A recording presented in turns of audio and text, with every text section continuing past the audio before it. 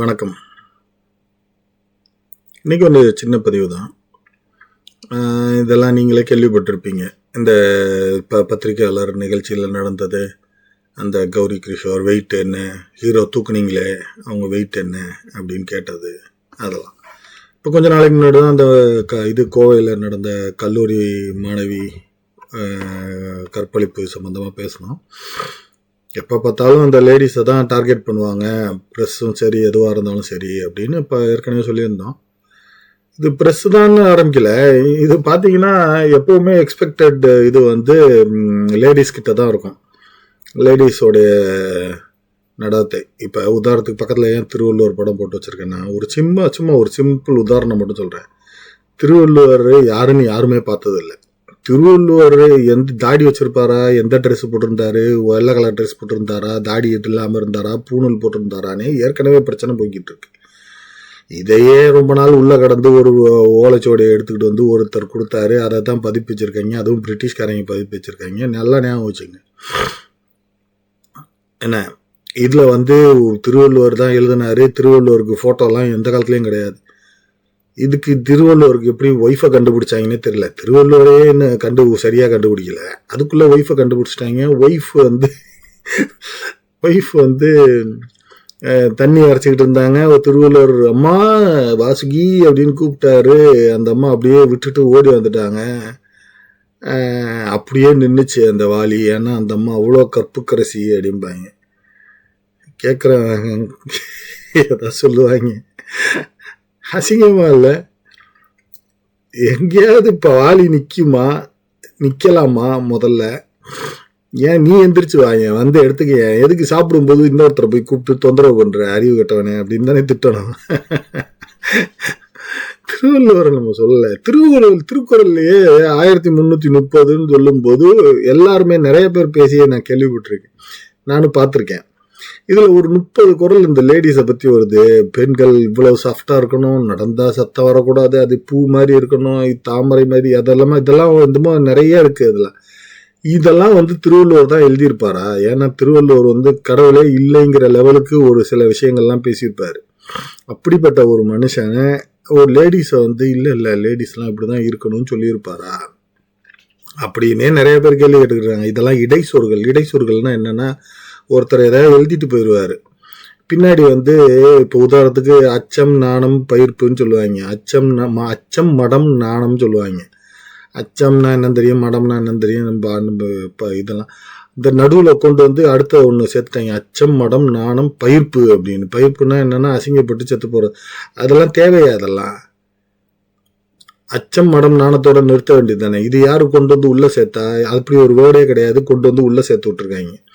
So இதெல்லாம் பார்த்துக்குங்க. இதை மாதிரி தான் சேர்த்து விடுவாங்க. எப்போ பார்த்தாலும் லேடிஸ்னாலே இந்த பொண்ணு இந்த ரேப் கேஸில் அடுத்து ஒரு 2-3 நாள் பேசினாங்கலாம் பார்க்கணும். கார் ஆடிச்சுங்கிறாங்க, என்னென்னலாமோ பேசுகிறாங்க.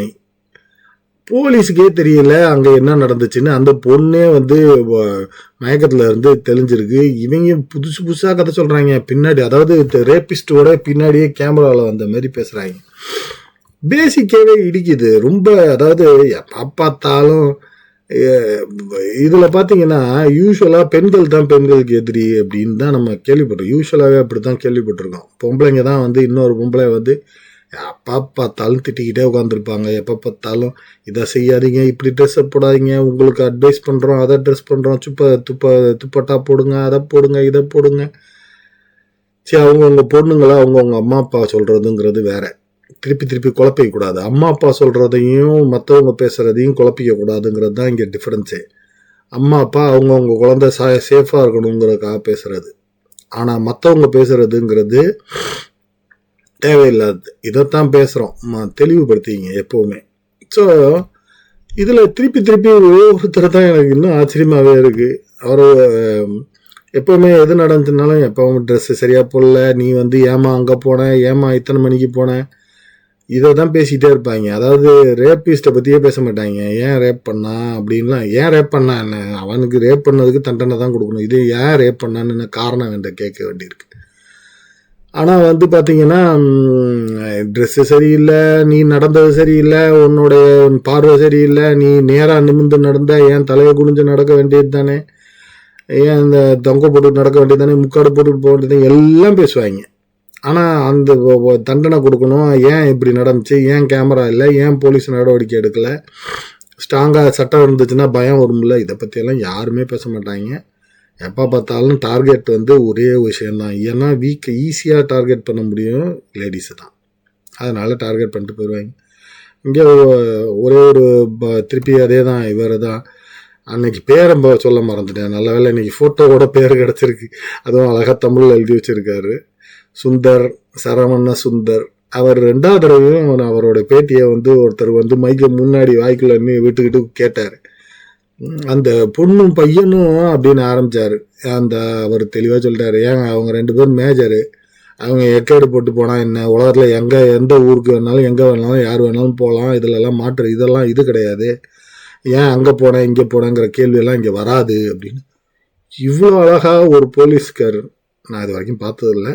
மேபி இருக்கலாம், நான் வந்து இவரை பாராட்டுறதுக்காக சொல்ல. அந்த அளவுக்கு அவ்வளோ தெளிவாக அழகாக பேசினார். எனக்கே ஆச்சரியமாக இருந்துச்சு. ஒரு போலீஸ்காருக்கு இருக்கிற ஆக்சுவலாக அவங்க தான் ரொம்ப மோசமாக நடந்துக்குவாங்க.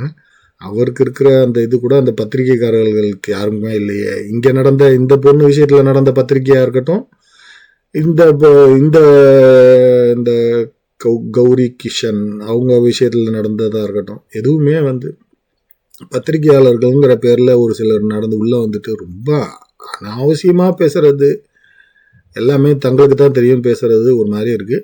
அதை கொஞ்சம் இதுக்கு ஏதாவது கட்டாயமாக ஏதாவது ஒரு தண்டனையோ ஏதோ ஒரு சட்டமோ ஏற்றணும். இந்த மாதிரி அனாவசியமான கேள்விகள் கேட்குறது, பெண்களை கொச்சப்படுத்துறது, யாராக இருந்தாலும் பெண்கள்னு ஆண்கள்னு விக்டிம் யாராக இருந்தாலும் பாதிக்கப்பட்டவர்களை கொச்சப்படுத்துறதுங்கிறது தான் மாற்றணும்.